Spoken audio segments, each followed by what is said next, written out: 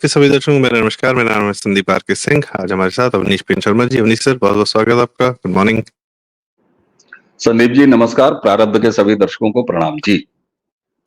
Sir, बीते दिनों एक घटना हुई कि उत्तर प्रदेश के मुख्यमंत्री श्री योगी आदित्यनाथ जी पर, मतलब उन पर तो नहीं, पर उनके एक सहयोगी पर इस प्रकार के लांछन लगाए गए कि अब इसमें जो है सबसे अग्रणी रहे अखिलेश यादव जी ने एक ऐसा ट्वीट हल्का सा किया, बड़ा क्रिप्टिक सा ट्वीट, जिसमें नाम नहीं लिया, जानकारी नहीं दी, बट एक बेसिक्स था कि किसी पूर्व आईएएस अधिकारी के घर से करीब 50 करोड़ रुपए की चोरी हुई। ऐसा एक कहानी उछाल दी गई मार्केट में। ठीक है, तो लपकने वाले भी थे, लोग लपक लिए, कुछ लोगों ने अपनी अपनी बुद्धि लगा ली। तो पुराने पूर्व आईपीएस ऑफिसर अमिताभ ठाकुर और एनजीओ कर्मी, वही केजरीवाल मॉडल टाइप, कि आईएएस होते हुए भी जो है हम एनजीओ चलाएंगे और बाहर से पैसा आएंगे समथिंग, तो फिर एनजीओ भी बंद ही हो गया है। खैर, तो वो और उनकी पत्नी ने लगे वो एकदम खुल के नाम लेने और सारी चीजें प्रक्रिया करने।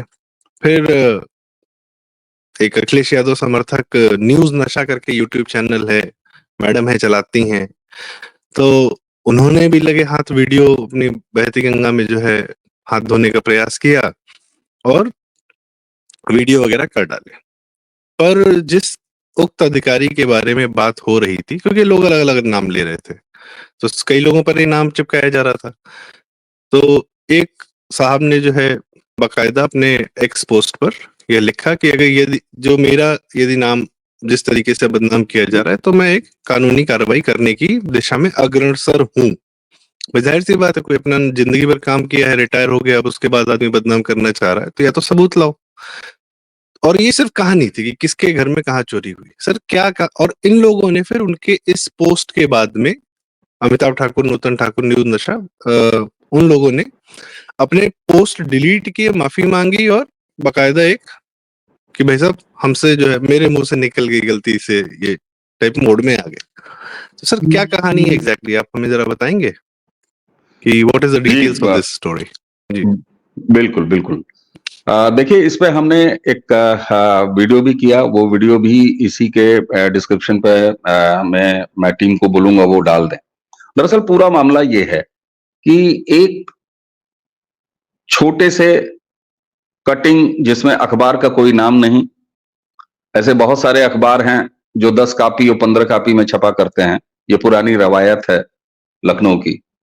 तो वैसे ही किसी एक अखबार की एक छोटी सी खबर जिसमें यह कहा गया कि उत्तराखंड में एक उत्तर प्रदेश के भूतपूर्व यानी रिटायर्ड आईएएस, उनके घर में एक बड़ी चोरी हुई और करोड़ों रुपए, 50 करोड़, 55 करोड़, क्योंकि अब अमाउंट वेरी करता रहा, तो इसलिए मैं कहूंगा कि करोड़ों रुपए वहां से गायब हो गए, लेकिन एफआईआर नहीं लिखी गई और परिवार परेशान है। इसको अखिलेश यादव जी, समाजवादी पार्टी के अध्यक्ष, उन्होंने जो है वो बाजार में उतार दिया और वहां से ये शुरू हुआ। साथ में उन्होंने पीछे अपने कुछ इकोसिस्टम के लोगों को लगाया, जिसमें एक मोहतरमा है जो बहुत बड़ी ट्विटरबाज हैं, जोशी जी।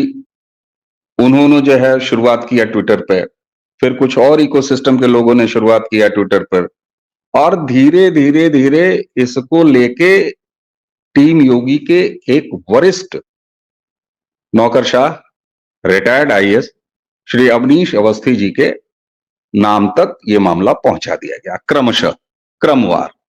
और आप जानते हैं कि अच्छी चीजें तो नहीं, लेकिन बुरी चीजें बहुत हाथों हाथ लपकी जाती हैं। तो फिर उसके बाद जैसा आपने कहा कि एक वो कौन सा है जो नशाखोरी का कोई नाम आपने लिया था ना, वो खबरों का नशा। अच्छा हाँ, तो खबरों का नशा नाम का न्यूज नशा, ठीक है। तो ये नशे का सेवन वहां भी किया गया, कंटेंट का, फिर उस महिला ने भी किया। उसके बाद एक बड़ी जो जबरिया खुद को रिटायर कहते हैं, उनका आपने नाम लिया, वो दंपत्ति अमिताभ ठाकुर, रिटायर्ड आईपीएस, हालांकि वो खुद को जबरिया कहते हैं और अब वो नेताजी हैं, तो उनको मैं तो नेताजी कहता हूं, हालांकि मैं उनको जबरिया नेताजी कहता हूं। इसलिए जबरिया नेताजी कहता हूं कि जबरन उनको नेता नहीं बनाया, वो जबरिया नेता बनने पर उतारू। तो राजनीतिक महत्वाकांक्षा उस दंपत्ति की बड़े शुरू से है। उन्होंने न सिर्फ अपने एक्स पोस्ट पर बाकायदे नाम लेके अवस्थी जी का यह आरोप लगाया, और आरोप क्या, वो तो ऐसे बात कर रहे थे, और लोग वही नहीं, सारे लोग ऐसे बात कर रहे थे कि जैसे वो खुलासा करना शुरू कर दिया उन्होंने। एक होता है आरोप लगाना, दूसरा होता है आप खुलासा कर रहे हैं, आप बता रहे हैं। तो ये एक उपक्रम शुरू हुआ। अच्छा, उनकी पत्नी उनसे आगे रहती हैं, पता नहीं क्यों ट्वीट का टाइम जो मैंने देखा है, अगर आप दिखा सकें बाद में, खैर माफी वाला ट्वीट आपके पास है। ट्वीट का टाइम उनका थोड़ा सा लेट है, जो खुलासा करने वाला भी और बाद में जो है माफी मांगने वाला भी, हालांकि वो 2 गज आगे ही उनसे रहती हैं। तो साहब उसके बाद संबंधित अवस्थी साहब ने अपनी एक्स पोस्ट पर ये बात लिखी, और आप सोचिए कि किसी ऐसे व्यक्ति के ऊपर जो सेवा काल में रहते हुए अपनी जिम्मेदारियां निभाता रहा, एक्सप्रेस वे मैन का नाम अगर दिया जाए मिस्टर अवस्थी को, तो ये कोई अतिशयोक्ति नहीं होगी। सेवा काल समाप्त होने के बाद भी मुख्यमंत्री जी की इच्छा पर, उनके निर्देश पर अब भी एक दूसरी जिम्मेदारी के साथ उत्तर प्रदेश में कार्यरत अपनी सेवाएं दे रहे हैं। ऐसे व्यक्ति के साथ, ऐसे परिवार के साथ, और मैं परिवार विशेष रूप से, क्योंकि इन सारी दूषित उल्टियों में संदीप जी परिवार को बार बार शामिल किया गया, अर्धांगिनी को बार बार शामिल किया। कैसे रहे होंगे वो कुछ घंटे, मैं साधुवाद देता हूं, क्योंकि सामान्यतः क्या होता है कि ऐसी सड़क छाप उल्टियों पर जो जिम्मेदार और एक स्तरीय लोग होते हैं वो चुप रह जाते हैं, इग्नोरेंस के मोड में रहते हैं कि चलो छोड़ो यार, इस तरह की चीजें तो होती रहती। लेकिन मैं साधुवाद दूंगा अवस्थी साहब को कि उन्होंने न सिर्फ इस पे स्टैंड लिया, बल्कि बाकायदे लीगल एक्शन की बात न सिर्फ कही, बल्कि नोटिसेस सर्व हुई। हमने पिछला जो वीडियो, दर्शकों से मैं अपील करूंगा कि डिस्क्रिप्शन में जाएं, वो लिंक खोल के उसको जरूर देखें। हमने यही बात उठाई थी कि अगर ऐसा कुछ हुआ है तो भाई उस कोठी के सामने खड़े होके वीडियोस करो ना, जाओ पहले वो कोठी चिन्हित कर लो ना, बता दो कि ये प्रॉपर्टी है, ये घर है। और दूसरा, इतने मतलब तुम इतना बड़ा आरोप लगाना शुरू कर देते हो, इस तरह की उल्टियां करना शुरू करते हो, थोड़ा होमवर्क भी तो करो भाई।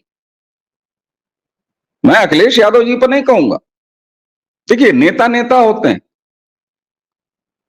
बोला और चल दिया, लेकिन एक कहावत है ना संदीप जी कि नकल के लिए भी अकल चाहिए।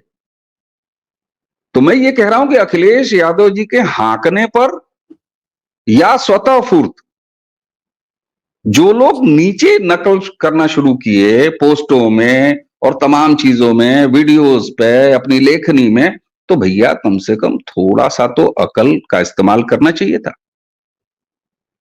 और अंततः हुआ क्या, जैसे ही लीगल नोटिस सर्व होने की बात आई, उसके बाद धड़ाधड़ अपनी उल्टियां समेटने की प्रक्रिया शुरू हो गई। मैं चाहूंगा आप अनुराग ठाकुर और उनकी पत्नी नूतन ठाकुर, उन दोनों के एक्स पोस्ट को दिखाइए जिसमें उन्होंने नाम लेके। सर पहले तो ये जो अखिलेश यादव के ट्वीट था जिस पर ये सब लोग शुरू हुए थे, ठीक है, इन्होंने एक छोटे से किसी न अखबार का पता न कुछ, बस हल्का सा लिख के डाल दिया। अब खैर ये रही नूतन ठाकुर की कि मेरे एक्सपोस्ट में श्री अवनीश अवस्थी ISR के संबंध में सोशल मीडिया समाचारों के आधार पर जांच की मांग की गई थी। उन्होंने इन खबरों को पूर्ण निराधार व असत्य बताया, अतः मैं पूर्व प्रेषित अपने एक्सपोस्ट को डिलीट कर, उन्हें इससे हुई पीड़ा, तो जब लिख रहे थे तब पीड़ा का पता नहीं था। खैर न्यूज नशा ने भी यही किया है, डिलीट मार लिया है। जी बिल्कुल, अब दर्शकों के सामने ये स्पष्ट रूप से आ गया, ये दोनों इनके माफीनामे जिसपे उन्होंने माफी मांगी है। साहब ये बताएं, ये नौबत क्यों आई, इस तरह की बात आनी क्यों चाहिए? क्या मैं अमिताभ ठाकुर को एक सड़क छाप व्यक्ति कह दूं? नहीं, मैं नहीं कहना चाहूंगा। वो IPS ऑफिसर रहे हैं। क्या मैं उनकी पत्नी को एक ऐसी कोई सड़क छाप एनजीओबाज कह दूं कि जो किसी पर भी थूक दें, थूकने के बाद फिर उसको समेटे? नहीं, ऐसा नहीं है। ये समाज के जिम्मेदार लोग हैं, ये समाज में एक्टिव लोग हैं, और अब तो बाकायदे पार्टी बना के ये दंपत्ति अपनी राजनीति भी कर रहे हैं। ऐसे में संदीप जी, इसकी नौबत नहीं आनी चाहिए। लेकिन आज जो है सूचना महाक्रांति का दौर है, एक बड़ी प्रचलित स्ट्रेटजी हो गई है। ये मैं सीधे सीधे कहूंगा, ये हमला है। इसको अब अटैक कहते हैं कि आप किसी के ऊपर कोई समाचार, कोई बात, कोई अफवाह वो चिपका दीजिए। नेगेटिव सूचनाएं या नेगेटिव बातें कितनी तेज फैलती हैं ये आप जानते हैं, बेहतर जानते हैं। अखबारों का एक दौर होता था, हम सभी ने देखा है, कोई भी निराधार चीज छाप दी गई और दूसरे तीसरे दिन जाके किसी कोने में छोटा सा खंडन और छोटा सा अस्वीकारीकरण जो है वो छाप दिया गया। लेकिन इससे हो सकने वाले नुकसान का किसी को अंदाजा है? इसलिए माफी भले मांग ली गई हो, किसी यूट्यूब चैनल ने अपने कंटेंट जरूर हटा लिए हों, लेकिन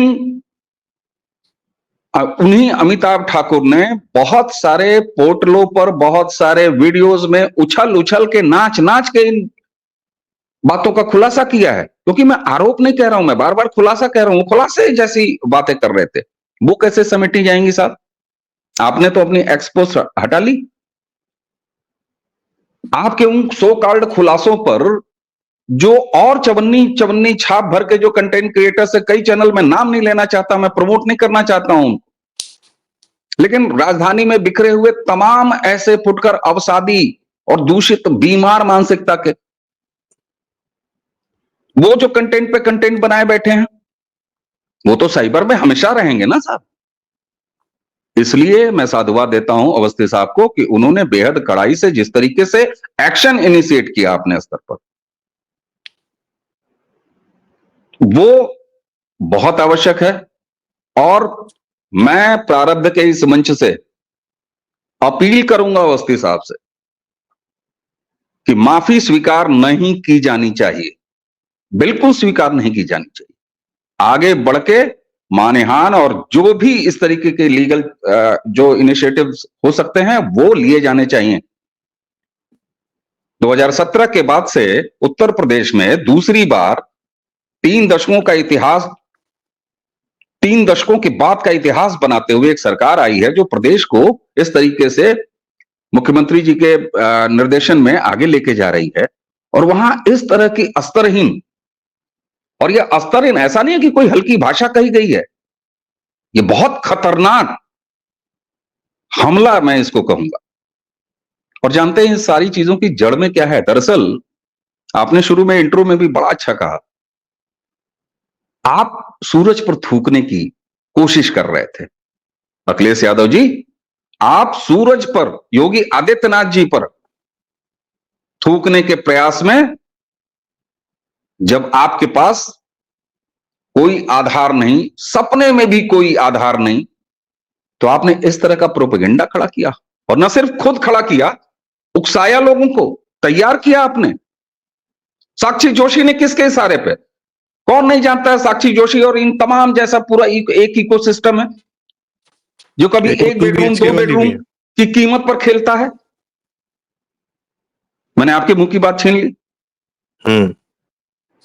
तो ऐसे लोगों को दरअसल ये पूरा हमला केवल और केवल उत्तर प्रदेश सरकार के मुखिया योगी आदित्यनाथ पर था। भिसात नहीं थी तो फिर एक पूरा फर्जी मामला। अरे आप सोचिए जरा, उत्तराखंड वाले, अरे कोठी खोज ली गई, वो बेचारे एक्स आर्मी मैन परेशान हैं कि यार मेरी, हमारा चैलेंज है कि ऐसे एक एक तत्व नाक रगड़ के माफी मांगे। अखिलेश यादव जी का खेद अभी नहीं आया है। इशारों में खेलना, तकनीकी बचाव करना, ये कोई स्मार्टनेस नहीं है। ये कुचक्र दरअसल केवल और केवल योगी आदित्यनाथ जी को घेरने के लिए चल रहा था। तो ऐसे में आप करते क्या हैं?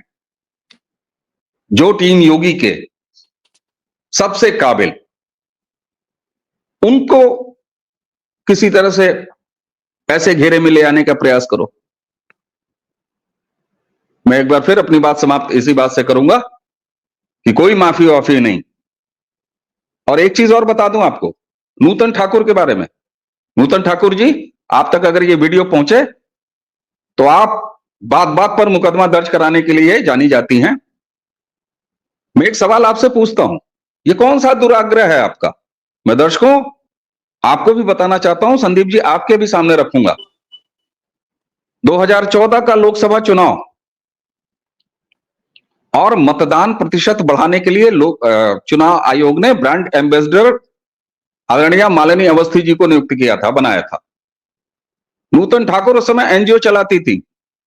अमिताभ ठाकुर जी उस समय जॉब में थे, रिटायर नहीं हुए थे या किए गए थे। और इस महिला ने बाकायदे एप्लीकेशन डाली थी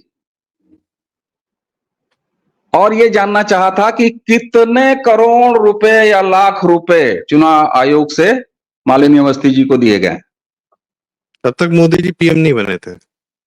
ये चुनाव की बात है। आरटीआई डाल के पूछा था और जब आरटीआई का उत्तर आया तो मुंह पे करारा तमाचा। 1 रुपए के, आई एम रिपीटिंग इट, 1 रुपए के सांकेतिक टोकन, पारिश्रमिक या मानदेय जो कुछ भी कह लीजिए, उस पर मालिनी अवस्थी जी ने पूरे देश में घूम घूम के अधिक मतदान के लिए भारतीय लोकतंत्र की सेवा की थी। तो क्यों ना माना जाए कि यह तो आपका दशक भर पुराना दुराग्रह है। इसलिए ऐसे दुराग्रहों से बचिए। और इसीलिए मैं बार बार कह रहा हूं, यह केवल एक सनसनी लूटने की बात नहीं है। इसके पीछे 10 साल का वो पूरा दुराग्रह है। आप रंजिश रखती हैं, आप आदतन इस तरह के काम करने वाले लोग हैं, क्योंकि 10 साल पहले भी आपने ये काम किया है, इस तरह का काम किया है। इसलिए मेरी एक बार फिर अंत में अपील होगी कि कोई माफी नहीं, कोई माफी नहीं, लीगल एक्शन होना ही होना चाहिए। जी जी। और मैं, जैसे आपने मालिनी जी की बात की, प्रख्यात लोक गायिका हैं, उसमें उनके मतलब उसमें कोई कहीं कोई लेकुना नहीं लगा सकता है, एक दाग नहीं लगा सकता है। मैं अवनीश अवस्थी जी की बात करना चाहूंगा।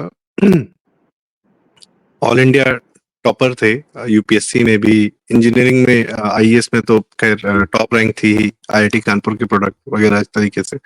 फिर अपना आईएएस अधिकारी हुए और यह सब मतलब ब्रिलियंस के बाद जो है, जीवन भर जब कोई दाग नहीं लगा पाया, तो सबसे मेन सर सारी तकलीफ कहाँ आती है? ये जो जितने बुलडोजर चल रहे हैं, जितनी ये प्रक्रियाएं, लॉ एंड ऑर्डर सुधरा है, तब यह गृह सचिव थे। गृह सचिव होना मतलब कि जो उत्तर प्रदेश का लॉ एंड ऑर्डर इतनी अद्भुत बात कही जाती है, इनके गृह सचिव होने के कार्यकाल में भी वह प्रक्रिया बहुत तेजी से आगे बढ़ी। तो क्या ये ना माना जाए कि ये एक बहुत, इसीलिए अखिलेश यादव ने इन पे आरोप लगाया, क्योंकि बुलडोजर चले हैं सारे अखिलेश यादव के, जितने अवैध कार्य करने वाले जितने उनके साथी संगी थे उन पर चले हैं, और इस प्रकार की कानूनी कार्रवाई आज तक भारत ने देखी नहीं। तो इनका यदि उसमें योगदान है, तो क्या यह भी प्रयास था कि इस तरीके से बेइज्जत किया जाए? क्योंकि ये तो पर्सनल हो गया ना कि आईएएस अधिकारी।